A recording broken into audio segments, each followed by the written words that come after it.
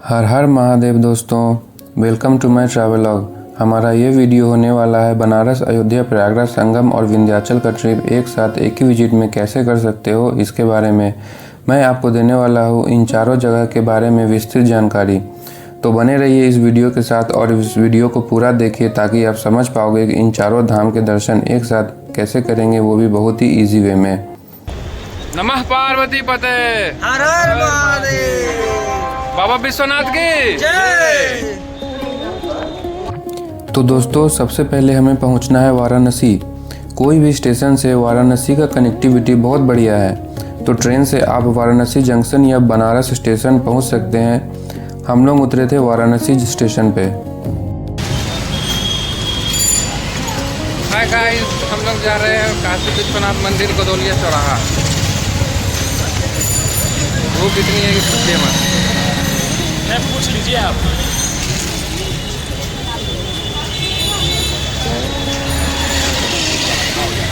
पूछ ही लीजिए कितना दूर है। हेलो दोस्तों, हम पहुंच चुके हैं बनारस और हमने एक होटल में चेक इन किया है जिसका नाम है Shri new Vishnu guest house. ये रूम हमें पड़ा 1400 रुपये का, जो एसी वाला रूम है। और रूम भी ठीक ठाक ही है, पर ओनर का बिहेवियर बहुत ही रूड है। मैं बिल्कुल ये होटल सजेस्ट नहीं करूँगा।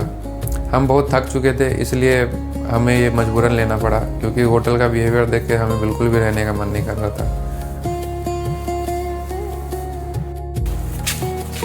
हेलो गाइस, हम लोग जा रहे हैं अभी बनारस की गलियों में होते हुए, बनारस की गलियों से होते हुए दशाश्वमेध घाट।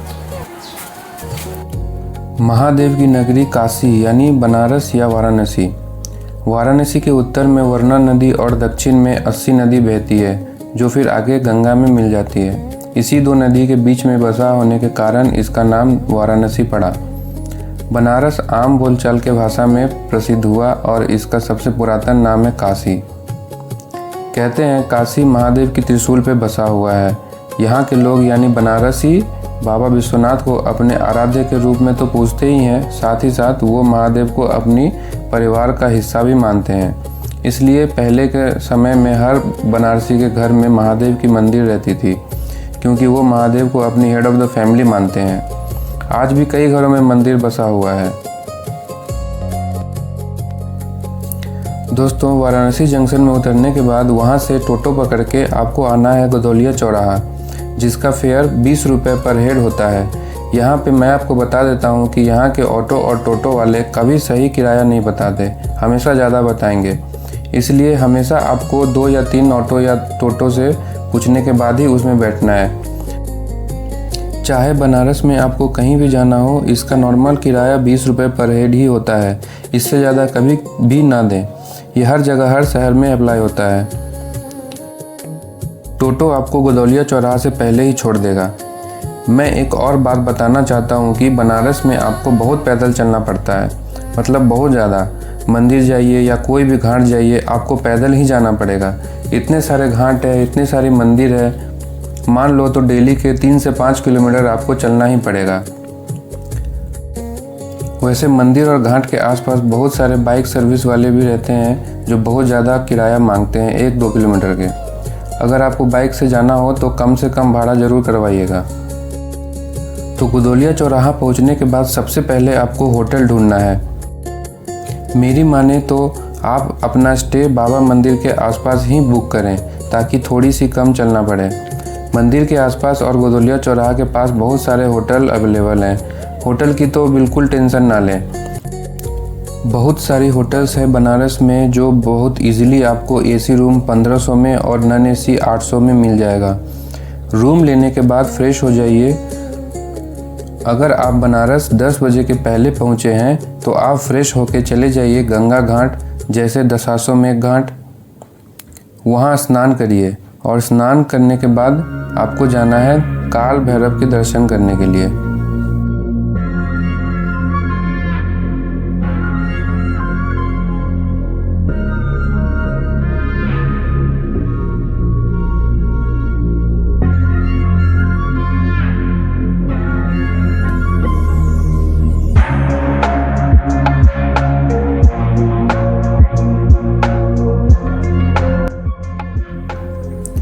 बाबा काल भैरव को काशी के कोतवाल के नाम से जाना जाता है। कहा जाता है कि बाबा विश्वनाथ के दर्शन करने से पहले आपको काल भैरव से परमिशन लेनी पड़ती है, इसलिए बाबा के दर्शन से पहले आपको काल भैरव के दर्शन करने चाहिए। सुबह के टाइम जाओगे तो बहुत भीड़ होगी, 4 से 5 घंटे भी लग सकते हैं, इसलिए मेरी मानो तो शाम को 4 बजे के बाद जाएं, आधे घंटे में दर्शन हो जाएगी।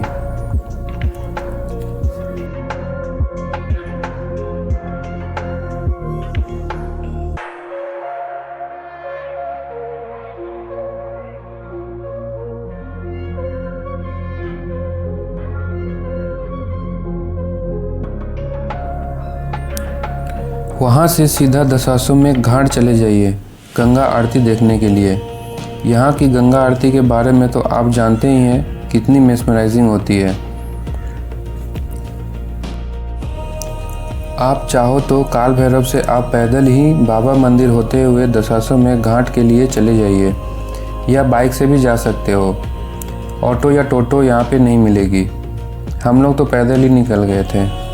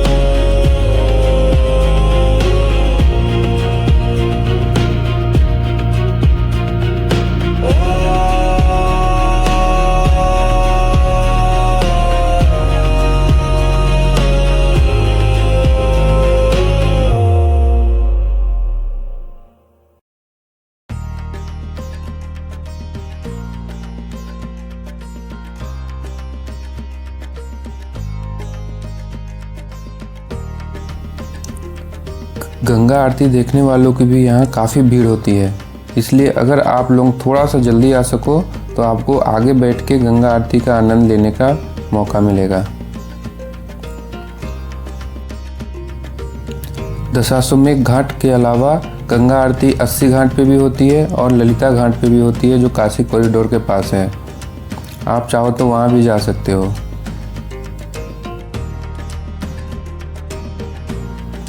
आरती का आनंद लेने के बाद आप वहीं गंगा किनारे कुछ समय बिताइए, बहुत अच्छा अनुभव होगा। फिर रात को डिनर कीजिए और जल्दी सो जाइए।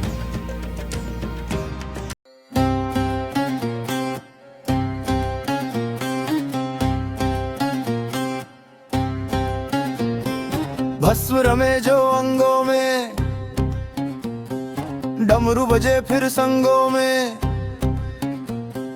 गंगा जटाओं से बहती। सुबह 3 बजे उठिए और जितना जल्दी हो सके दर्शन के लाइन में लग जाइए। जितना भी जल्दी जाइए 2 घंटा तो लगेंगे ही, और लेट किया तो 4 से 5 घंटे भी लग सकते हैं।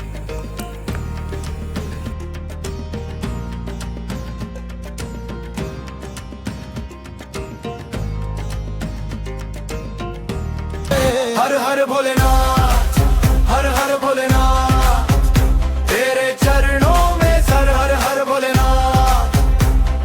भोला मेरा साथ, भोला मेरा साथ, तेरी कृपा से खिले भोला मेरा साथ। दर्शन के बाद सीधा गदौलिया चौराहा आइए। यहाँ से एक ऑटो बुक कीजिए जो आपको बनारस के सभी प्रमुख मंदिर जैसे दुर्गा माता मंदिर, त्रिदेव मंदिर, संकट मोचन मंदिर, तुलसी मानस मंदिर होते हुए सारनाथ लेके जाएंगे। हम 3 लोगों का ऑटो वाले ने 1500 लिया था, और आप कम करवा सको तो और बढ़िया है। ये सभी मंदिर बहुत प्राचीन और सिद्ध मंदिर है। संकट मोचन मंदिर में भी काफ़ी भीड़ होती है।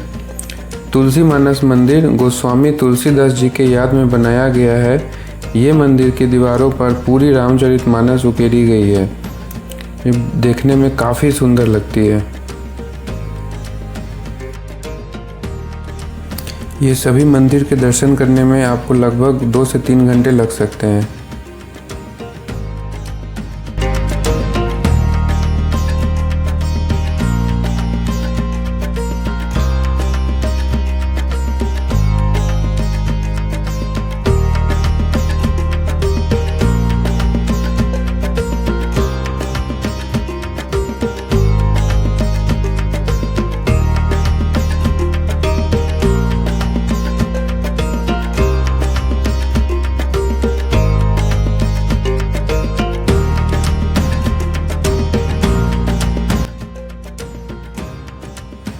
वहाँ से आपको आना है सारनाथ। सारनाथ में मुझे तो उतना कुछ खास नहीं लगा।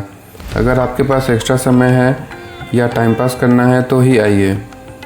हिस्टोरिक प्लेस तो है पर ठीक ठाक ही है, जाओ तो भी और ना जाओ तो भी। सारनाथ के बाद ऑटो आपको वापस गदोलिया चौराहा पे छोड़ देगा। वहीं पास में ही वर्ल्ड फेमस काशी चाट भंडार और उसके थोड़ा आगे दीना चाट भंडार है। वहाँ का टमाटर चाट को ज़रूर खाइए और कुछ पसंद हो तो और कुछ खा लीजिए। अगर गर्मी सीजन में आए हो तो आपको हर 50 कदम की दूरी पे आपको लस्सी मिलेंगे। चलते चलते लस्सी ज़रूर पीते रहिए, बहुत बढ़िया लगता है और हाइड्रेटेड भी रहेंगे। फिर वहाँ से आप चले जाओ मणिकर्णिका घाट की तरफ, जिसे द बर्निंग घाट भी कहते हैं क्योंकि यहाँ 24 घंटे चिता जलते रहती है।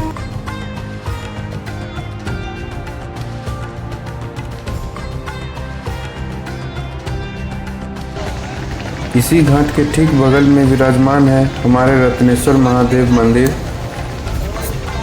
यह मंदिर 9 डिग्री झुका हुआ है। यहाँ ज़रूर दर्शन करें।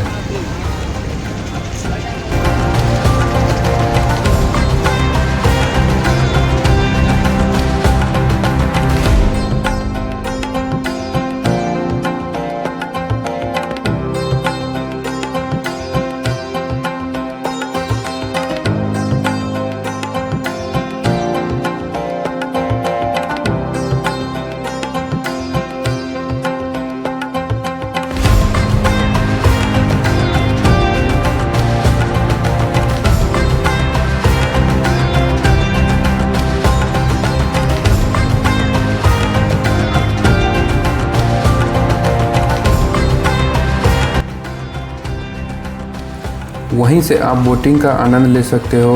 मणिकर्णिका घाट से 80 घाट बोट का चार्जेस है 100 पर पर्सन।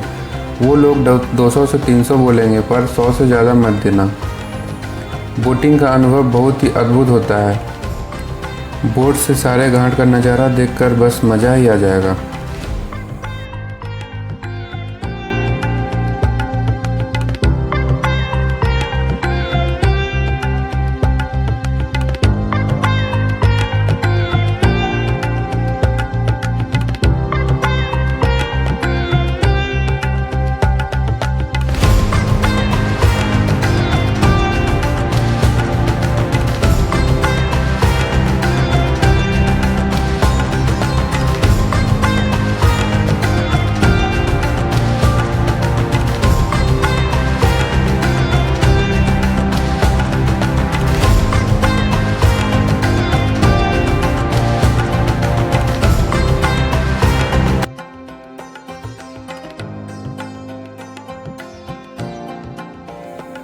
अस्सी घाट पे उतर के वहाँ थोड़ा एक्सप्लोर कीजिए या थोड़ा समय बिताइए, बहुत अच्छा लगेगा।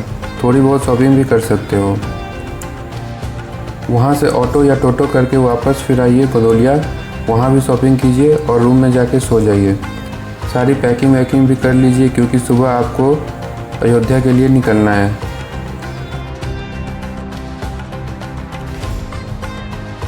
हर हर महादेव दोस्तों, अब हमें निकलना है अयोध्या के लिए। तो वाराणसी जंक्शन से अयोध्या के लिए कई सारी ट्रेन है। आप चाहें तो ट्रेन पकड़ लीजिए या आप बस से भी अयोध्या आ सकते हैं, जो हर थोड़ी देर में वाराणसी से मिलते रहती है। हम लोग बस से गए थे। आपको बस पकड़ने के लिए रोडवेज आना पड़ेगा। जो कोई भी ऑटो या टोटो वाला पहुंचा देगा। बस चार्जेस है एसी के 450 और नॉन एसी के 350। अगर सुबह जल्दी निकलते हैं तो आप 12 से 1 बजे अयोध्या पहुंच जाएंगे। अयोध्या में सबसे पहले आपको होटल लेनी है अयोध्या धाम स्टेशन के पास ही, क्योंकि यहाँ से सारी मंदिर पास ही पड़ती है। या फिर आप लता मंगेशकर चौक या राम की पैड़ी के पास भी अपना होटल ले सकते हो, बहुत इजीली मिल जाएंगे। फ्रेश होके आपको जाना है सरयू घाट। सरयू घाट के लिए भी टोटो अवेलेबल रहता है। सरयू घाट में स्नान कीजिए, तब तक आपका समय हो जाएगा शाम के 4। वहाँ से आपको राम जन्मभूमि मंदिर जाना है। 4 बजे जाने का फ़ायदा होता है कि भीड़ नहीं होती, सिर्फ आधे घंटे में दर्शन हो जाएंगे। रामलला के दर्शन के बाद आप सीधे पैदल चले जाइए हनुमानगढ़ी। शाम को यहाँ भी आपको भीड़ नहीं मिलेगी, हनुमान जी के दर्शन जल्दी हो जाएंगे।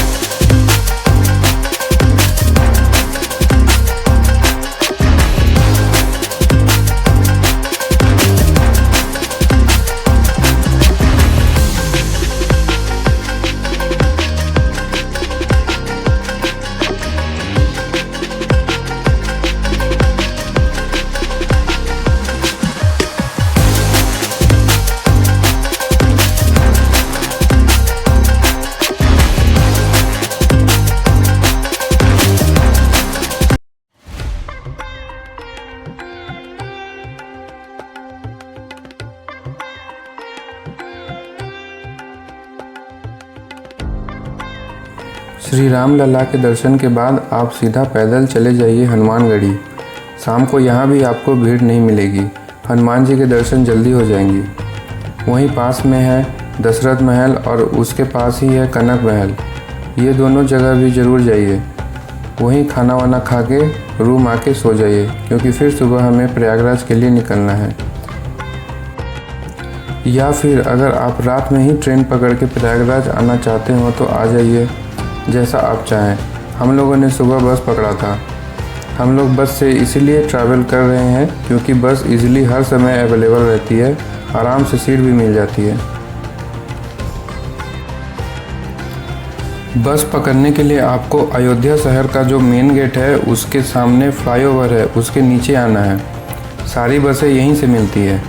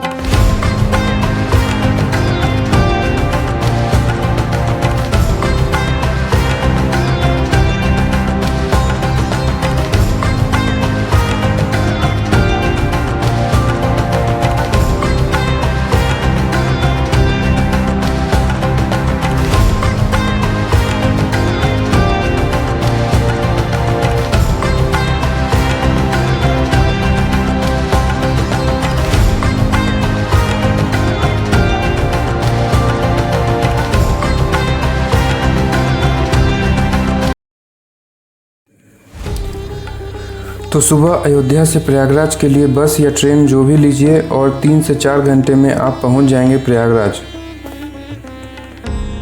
दोस्तों, यहाँ होटल बुक करने की ज़रूरत नहीं पड़ेगी।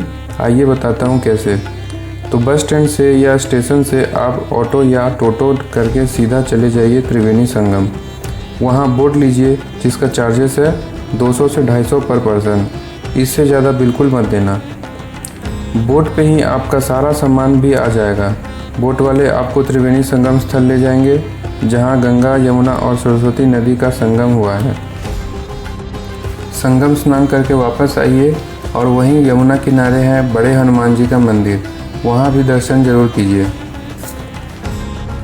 दोस्तों, आप चाहो तो प्रयागराज के अन्य कई सारे मंदिर जैसे नागवासुकी मंदिर, दुर्गा मंदिर और मनोकामना महादेव मंदिर टोटो बुक करके दर्शन कर सकते हो।